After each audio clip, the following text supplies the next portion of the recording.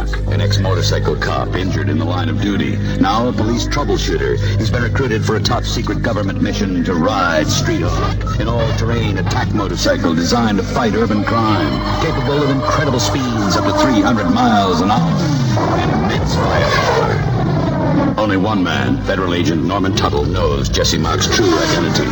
The man, the machine.